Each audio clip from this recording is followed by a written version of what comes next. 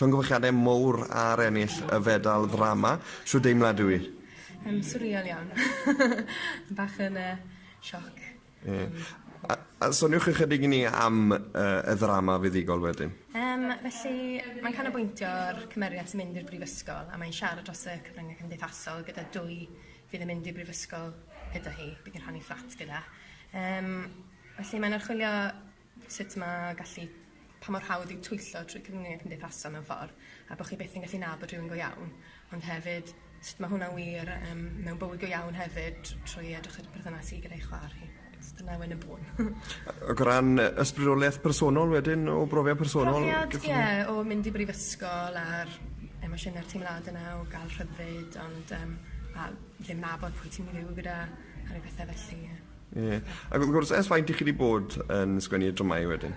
Dy fi ddiddordeb sgwennu pan o'n i'n yr ysgol uwchradd, ond nes i canolbwyntio fwy na fe yn y brifysgol drwy astudio yn Ysgol Gymraeg, Brifysgol Caerdydd, a wedyn nes i gwrs yma a canolbwyntio yn fwy ar sgriptio wedyn.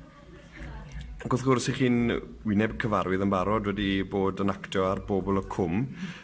Ai actor neu sgriptiwr ydych chi? Sa'n siŵr fi'n joio'r ddoi ar un faint. A falle fydden ni'n gweud bod fi'n fwy o sgriptiwr dyddi yma. Ac os na unrhyw brosiectau ar y gweill, chi wedi bod yn gweithio ar nifer o brosiectau yn y gorffennol, os na rhagor ar y gweill? Gweithio ar y funud gyda cwmni theatr mewn cymeriad i ddod â cymeriad Dic Penderyn, cymeriad hanesyddol o Ferthyr yn fyw i blant. Dwi'n ysgrifennu drama un cymeriad. So mae hwnna'n brosiect ni yn gweithio ar y funud gyda'r Fenter Iaith y Merthyr hefyd.